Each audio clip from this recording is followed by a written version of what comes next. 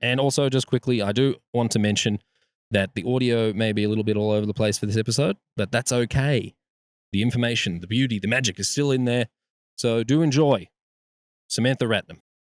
I know you've just recently been in heavy campaign mode, and I try to scroll through the Instagram and find something that's a bit fun and personal.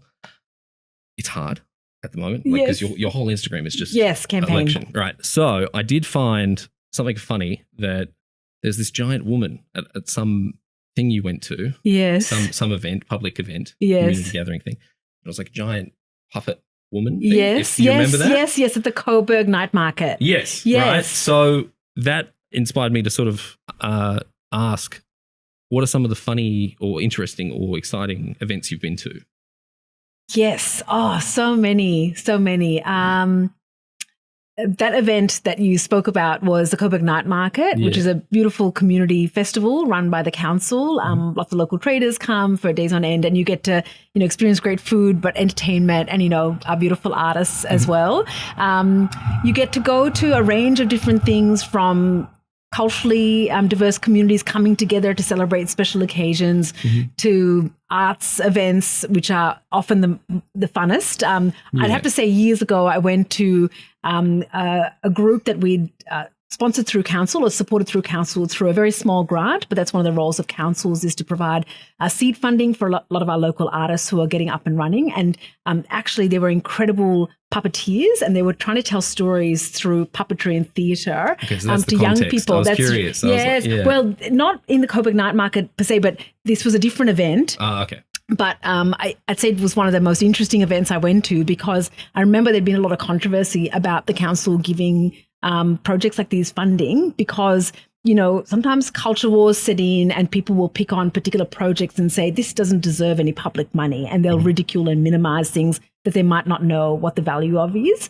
But these folks were doing incredible work trying to speak to young people about body image and self-esteem and, healthy identities. And you have to think about different ways to connect with young people, especially. And so they were doing some development pilot work to test out their idea, and council was trying to give them some support to test out this idea, another way of communicating with young people. And there'd been this big controversy because one of the councillors had said, this doesn't deserve public money, and we had to really fight for making sure that money went to that theatre production, and we've eventually won it through lots of community advocacy. So it was one of the best things I went to, one, because it was really powerful and it demonstrated how important it is to have different ways to talk to different people in the community, but two, we'd been part of this political fight to save money for the arts and make sure that there is money for the arts. And so I was proud to be part of that. So for all those different reasons, it was one of the funnest and most satisfying events that I've been to.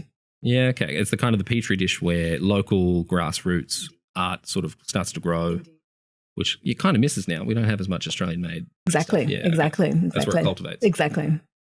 Welcome to Bridge by Words, the podcast where aspiring leaders like yourself connect to experienced politicians, gain insights and inspiration for their own political journeys. Today, I'm joined by Samantha Ratnam. Well, like her political journey, I guess, roughly, correct me if I'm wrong, starts off in city council in a sense. Then you took on the mantle of mayor for a period, as they do. They cycle through it. You've taken on mayor. Then you stepped up to go through to the Victorian Legislative Council. And then also in that position, you took on the leader of the Greens, the Victorian leader of the Greens.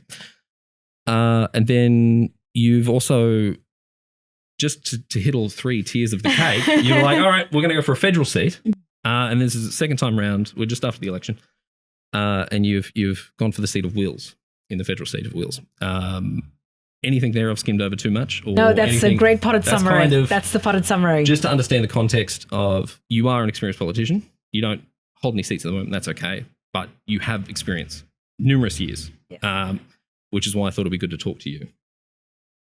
I think that's an intro there somewhere. But is there anything I've sort of missed? Or how would you best introduce yourself? That's a great way of speaking about it. I'm a social worker by profession, so I've been working in the community sector for many years. So totally fine. So I've been working in the community sector for sort of over 15 years before I entered politics full time. But even at local government, I was still in my social work during the day, and then you do your council stuff at night, because that's when the meetings happen. You work part-time and you get some allowance as well. So that's a big part of who I am as well, and why I'm doing this work. Yeah. I guess I wanted to touch base. Like, I think I saw or something, there was the internet says you've written a book. I think it is a book, or it's probably you chapters, contributed chapters. Yeah, that's right. what I wanted to clarify. That's right. I thought it was that one because when I went to the website and looked at it. Sorry to start heavy. No problem. But the title of it, I think, was that nobody's client project, the needs of children with substance abuse parents. Personally, that's a thing that's affected me in my childhood upbringing. Yeah. And I guess, would you want to talk a little bit more about that project if it's not too far gone, or Certainly. if it's something that's still important to you, Certainly. especially being the social work Very background. happy to talk about that. Yeah. It was one of my first experiences as a social worker. After I graduated, I was employed at Odyssey House, which is a residential program for people seeking support around substance use issues. Yeah. And I was at the residential facility for a year, and then we got some funding to run this pilot project. It was a first of its kind to look at what was happening for young people whose parents might be entering treatment, because we could see at the residential facility so many people coming in for treatment, often long-term treatment, sometimes 6 months, the parents, they come for 6 to 12 months. We'd have family units as well. So sometimes the kids did come with the parents so that the parents weren't separated from their kids during their treatment, but it was a smaller number. By and large, though, there were a lot of people there whose kids were outside while they came in for long-term treatment, sometimes 3, 6, sometimes 12 months. No care, or presumably no care. Well, they often with grandparents or with other relatives, sometimes in foster care, or there's a different range of who cared for the young person. Might be another parent as well, or most often grandparents, though. Yeah. And we and a lot of people who'd worked at Odyssey had observed for many years that these young people had gone through a lot given the experiences of their parents. And, it was a big motivator for parents to be able to get treatment and go into rehabilitation for their children. So knowing that there were these cohort of young people who were sort of inadvertently affected by what the parent was going through, we applied for some funding to understand what was happening for those young people. To do the research. Yeah, to do the research and work with them as well. So it was an action research project, and I'm a social worker by training. I was employed as part of the project team, a small team, where we were actually providing casework and support to their children and whoever was caring for them to make sure they had what they need while their parent was in treatment, and also to understand what they'd gone through so we could better understand how we best support these young people to break those cycles often of addiction or intergenerational poverty or trauma that they might have experienced. And it was an incredible project. It gave, after the year and a half that we did it for, and it was a successful project, we worked with a number of families. We put the findings together, and it gave rise to an ongoing program to support young people, children, and their other carers. And Odyssey still runs that program, and it's been extended beyond that as well. So it gave rise to a whole treatment and support response in the sector now that wasn't there. But projects like that were really important. And so it was an incredible thing to be part of and to work with those families. Feels like something that's needed and important, and it kind of gets overlooked. Absolutely, absolutely. It's a very necessary. I guess to keep it tonally heavy, let's briefly discuss. So that was part of your life for politics. That's right. That's right. Yeah, studying and all that. That's right. What was life like for you before politics? What was a normal day? So my professional life is as a social worker. So I worked in drug and alcohol rehabilitation. I went overseas for a few years, worked in international development. I went back to Sri Lanka, which is where I'm from originally. Which was going to be my segue for tough childhood. Let's talk about, if you wanted to briefly mention that. Absolutely. Because I think, sorry to cut you off. No worries. It's kind of triumphant. The migrant story coming from, because Australia's all about the people that come here and make it better. And you've been through that experience. Yeah, well, we've had such great fortune to be in a place like Australia, getting to move to a place like Australia after going through like hundreds of thousands of other people from the Tamil community, which is what I'm from Sri Lanka, who went through a 30-year ethnic conflict. We were there at the start of that conflict erupting, and a lot of people left around that time in the mid-'80s, and so we left towards the end of the 80s looking for a peaceful future, and we didn't know what was going to happen in the country, and that war went on for another 2 decades. Went through some pretty challenging times while we were there, but we were some of the lucky ones. There were people who went through much more difficult times, lost loved ones, lost livelihoods, lost homes. And, we had ourselves intact, our family, and we were able to find a beautiful place to live in like Australia. Yeah. And it shapes you as a person to go through that. I think it's probably what started my political interest without realizing. Yeah, because that seed because the lived experience. And because I think at that time we were quite young when all the troubles happened in Sri Lanka, but all the adults essentially, I remember, talked about politics all the time because it's literally, the difference between peace and war and sometimes life and death. And they would talk about it in a way, in terms of how is this leader going to help us create peace? Is that person contributing to the upheaval and the conflict? Are they pitting people against each other? And as a young kid, I was picking up on these conversations going, they're talking about politicians, and it makes a real difference who you elect. Yeah. So I think there was an initial seed, and there was a political conversation around me all the time because you had to be political. In those situations, you just have to be political. You can't take it for granted.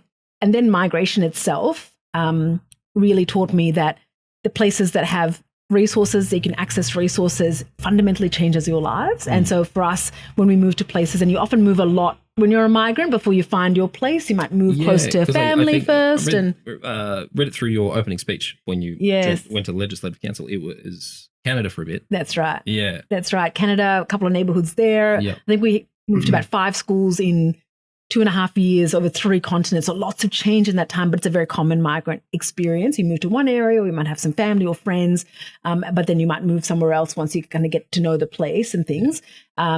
So, moving all those neighborhoods, our lives would be very different in those neighborhoods, sometimes not very far apart from the other neighborhood, half an hour away. And it started, in me some questions about why is life so different depending on where you live. Even just from a suburb Even sort suburbs, of that's right. If there's good public transport, as a kid, you're reliant on it. If your parents are working long hours, like our parents were, you can really form connections. If there's recreation centres, if there's good public education, all those things mean that you can connect with other people and form a life and build a community.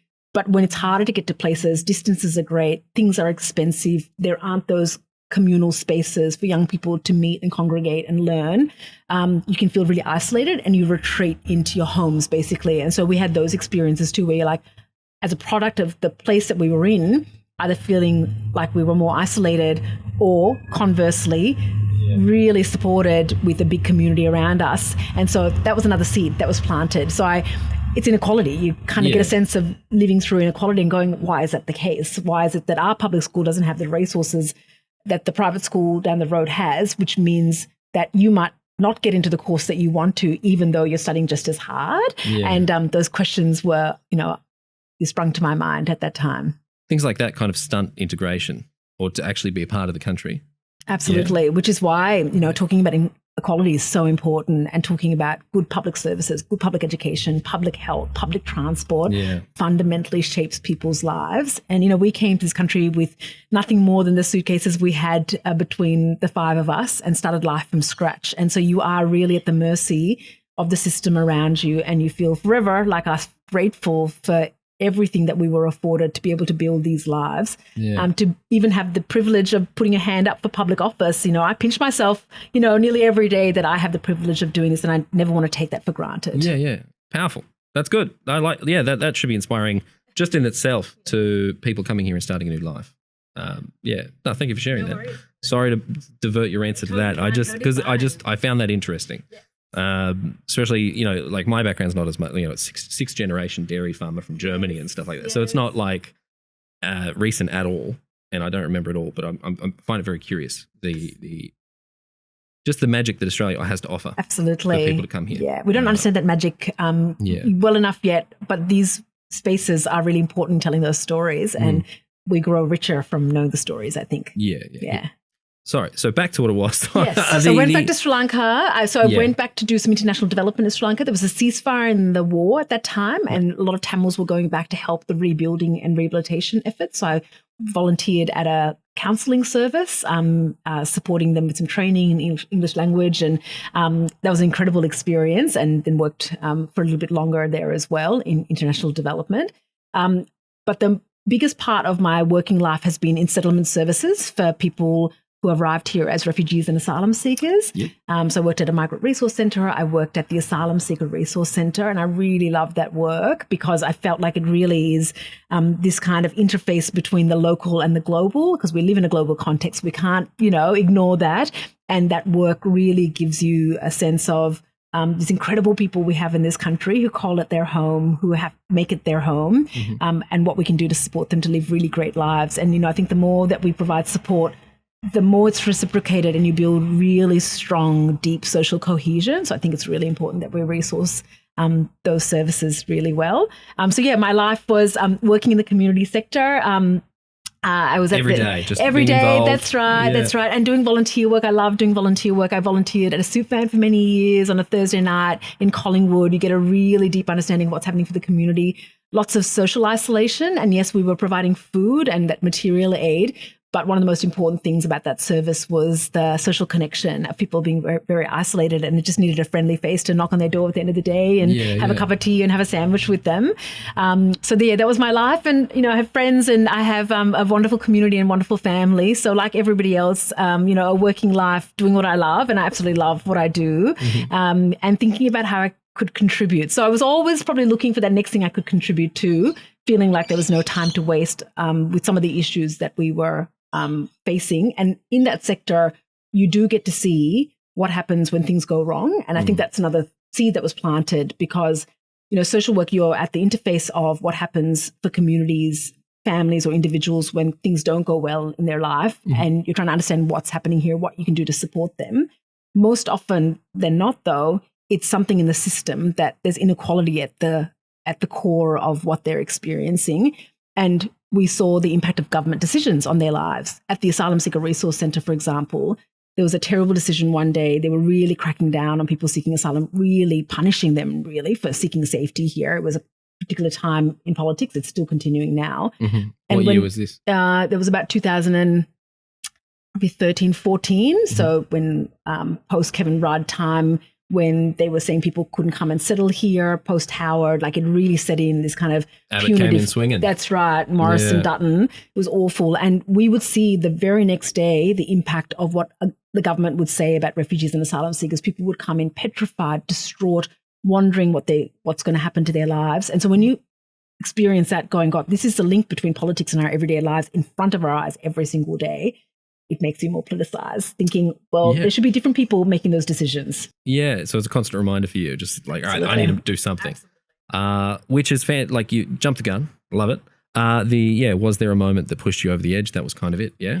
Yes, I'd say there was a few things happening for me. I actually joined the Greens years before then, though. As just a member. That's right. And so I'd come from the social justice world, caring deeply about inequality and the injustice I was seeing in people's lives through my work and, through our own lived experiences as well.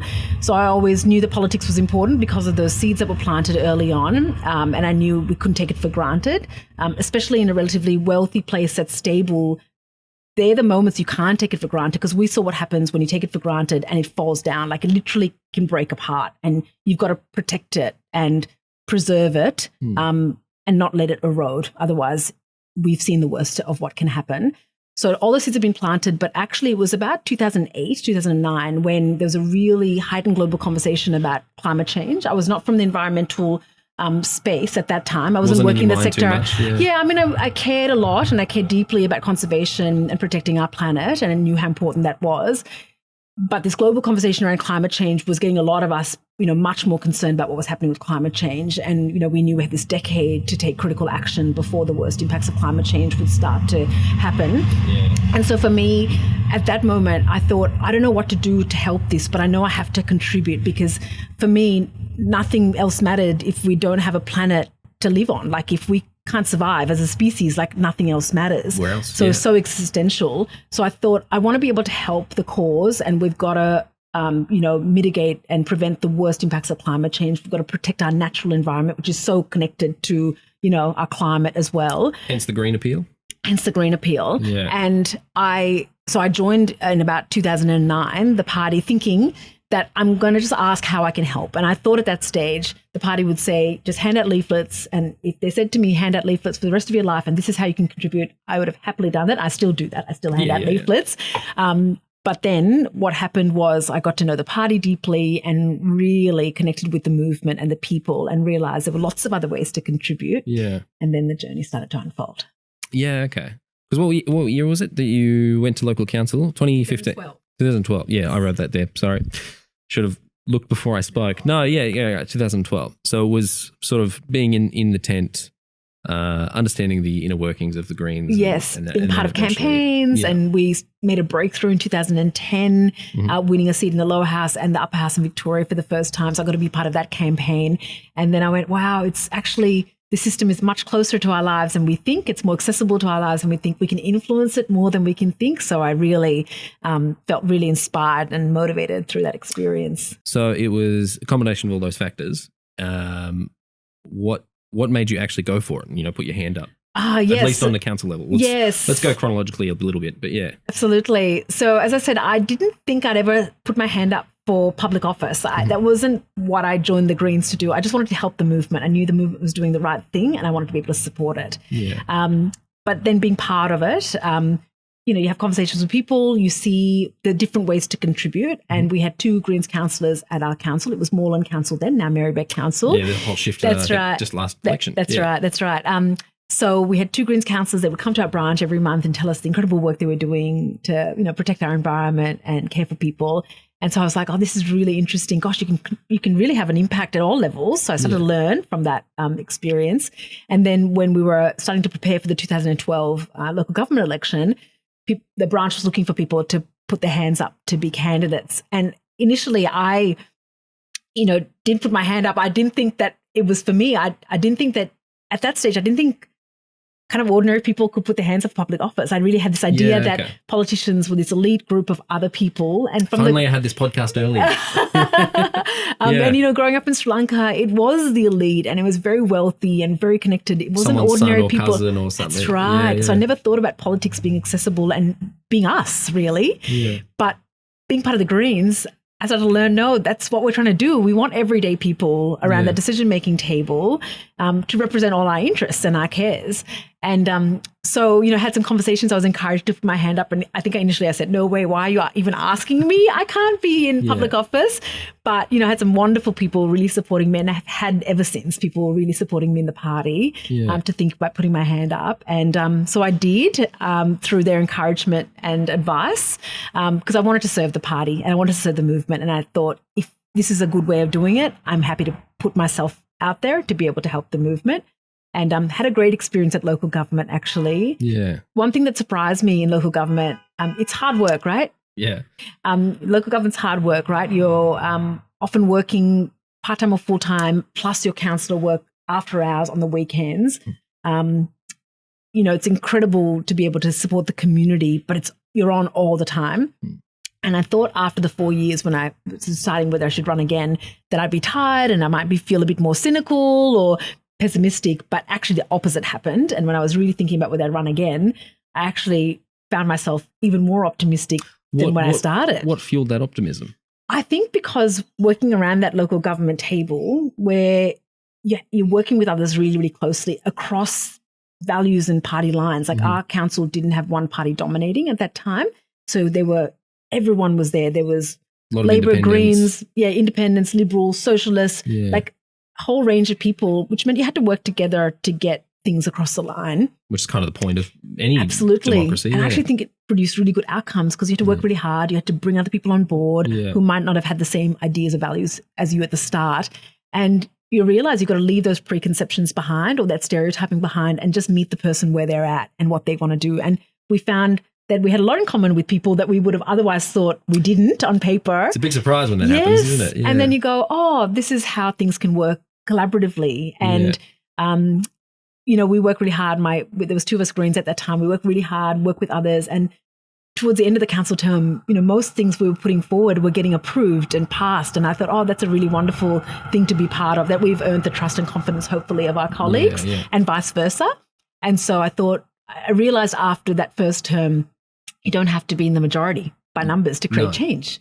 And so if that applied to local government, surely that applies to other levels of government. Yeah. And I got to understand the inner workings of it and how you can have influence and how you can really achieve outcome by working with others and really caring deeply and doing the work. So I think that's one of the reasons I came out more optimistic. Yeah. It demystified that political system for me. Beautiful transition there. Other levels of government. So I guess we'll step forward a little bit on this one. When you went into the Legislative Council, What were some of the differences that you've noticed? State Parliament was very interesting. Again, an incredible privilege to represent our community at that level. So I was in the upper house as a member for Northern Metropolitan and also at the position of leader of the Parliamentary Greens. Was that like straight in? Yeah, it happened pretty soon as I went in. So what's that process like? I was coming in from council.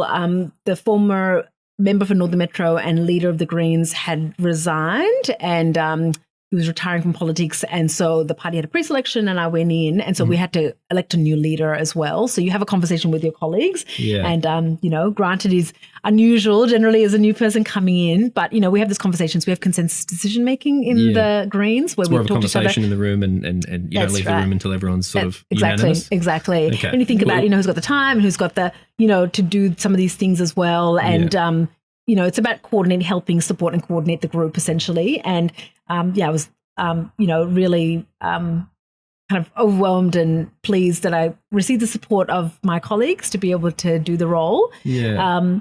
But one thing that I did notice straight away from being in State Parliament was how more separate it was from the community. Like even the physical place inside that chamber, like there's no natural light that comes in. It's ornate and it's kind of beautiful. But it's very colonial as well, and there's not much modernity in there, but it also feels very separate from the community. Like there's public galleries, but most of the public in the state don't know they can just go and sit in Victorian Parliament and listen to the debate, right? Yeah, okay. Whereas at council, people did know they could come to the council meetings and you'd be so accessible to the community and it really keeps people accountable. I think it keeps power accountable. When the people who voted you in are watching. There. That's right. And so I've had a real interest in how do you modernize some of these places from the physical space so that it's less colonial and more representative of the communities that we live in. Natural light. At least natural light. Yeah. And facilitates community participation. Yeah. But it's a big thing to shift. And, we tried different ways. We brought the community a lot into the Parliament. So one of the things that we did as Greens and still do as Greens is... Fill up the gallery? Yeah, fill up the gallery or host events there so that people know it's their place. It's the people's place. We pay for it. That's right. Yeah. That's right. And so we tried to bring as many people through the Parliament as possible to say that these are your representatives.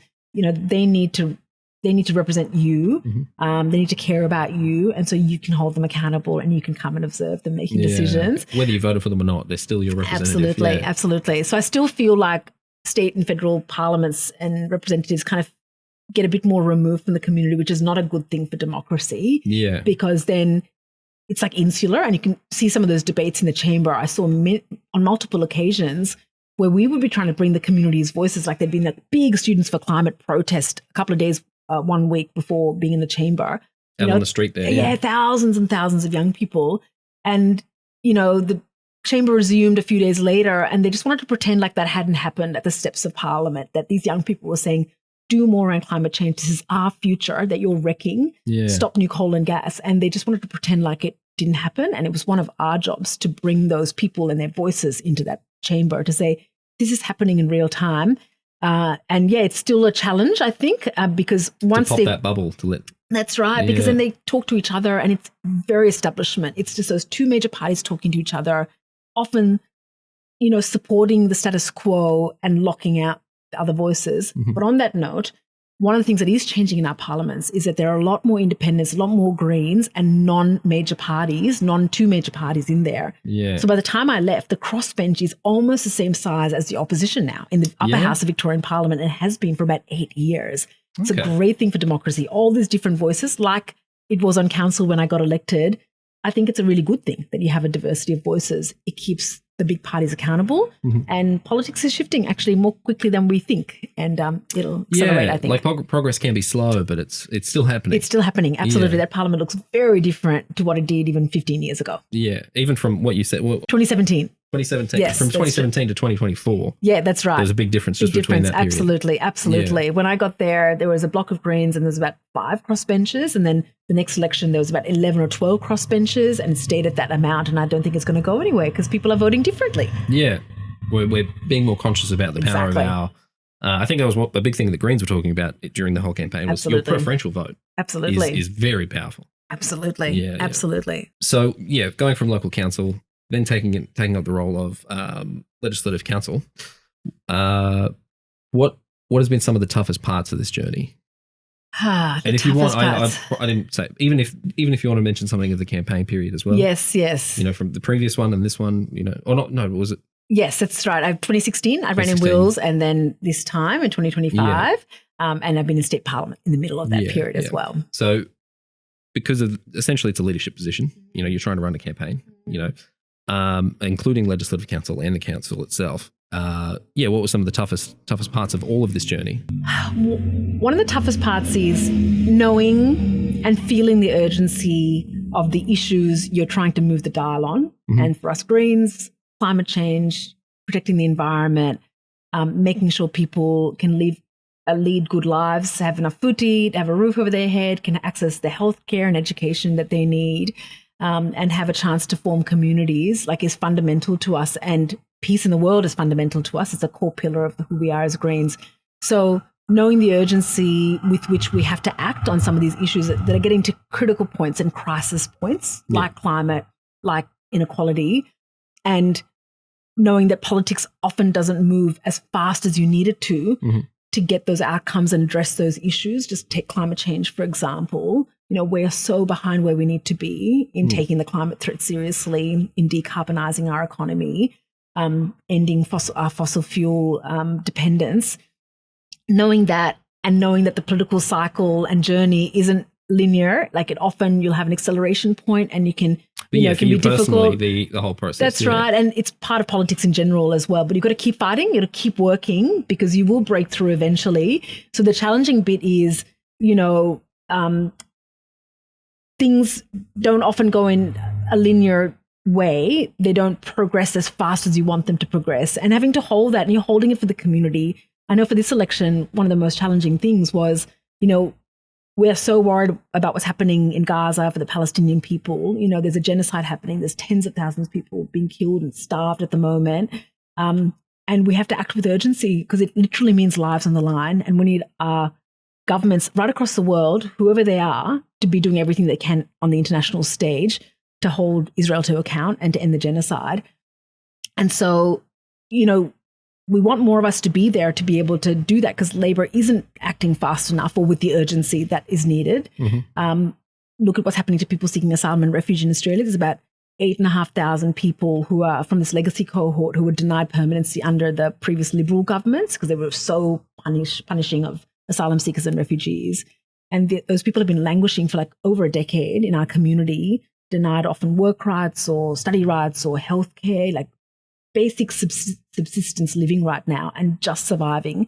And they need a policy change. It could be a stroke of a pen that could give them permanency and they can restore their lives. Or be friends with Peter Dutton. I know. Well, yes, but, he's the cause of a lot of this stuff. So knowing all of that, and knowing that people's lives are literally hanging in the balance, and you want to be able to support them. Mm-hmm. And, politics goes up and down, and, it's been a challenging election for us, and we didn't get over the line in Wills this time. We got very, very close, but there's so much work to be done. So our job now is to hold those representatives to account and make sure they take up those issues. Mm-hmm. So that's the heartbreaking side, knowing that people's lives were literally hanging on the outcome of this election. Yeah. And, we didn't get all the results that we wanted to, but we have to find other ways to keep fighting the good fight. And that's what I'll do. For you personally, all these external factors just aren't changing or improving. So what in amongst all that does keep you going?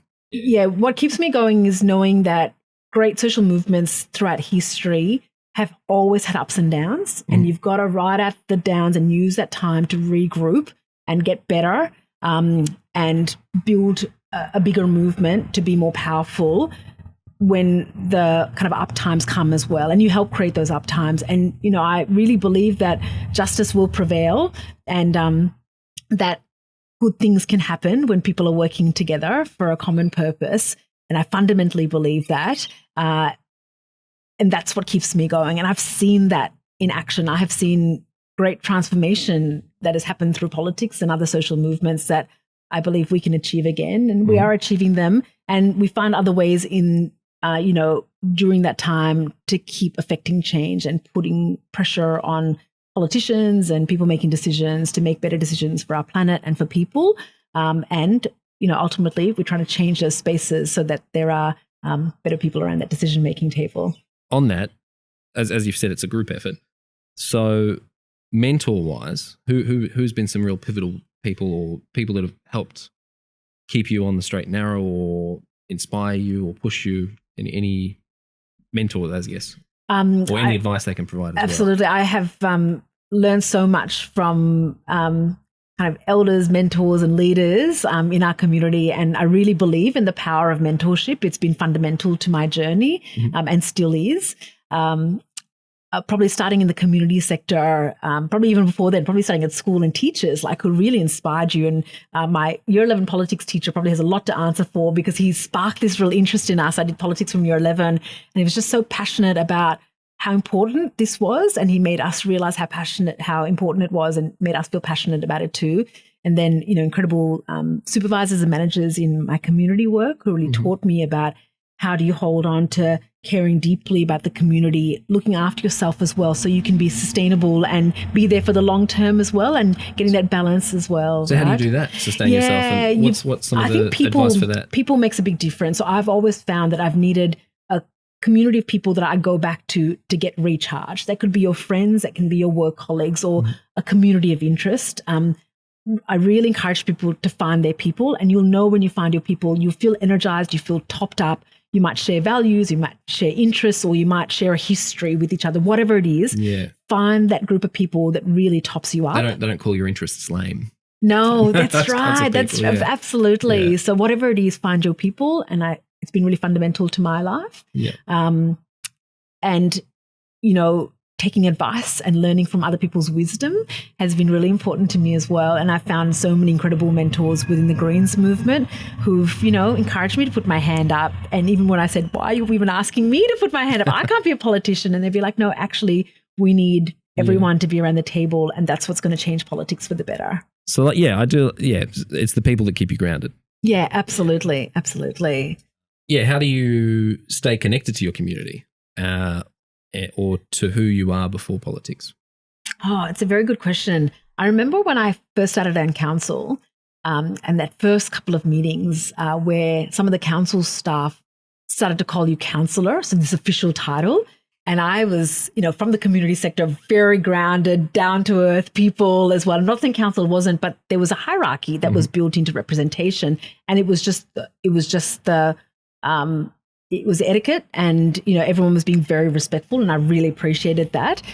But I remember at that moment going, gosh, that status that's associated with those titles and how people refer to you differently because of the position you have, I really became aware about, how that can change who you are. Like if people start to refer you differently just by virtue of the position that you have, does that change who you think you are and how you treat others? And I think about politics a lot in this regard, that if people feel different or above other people, it fundamentally erodes the role that you have for the community.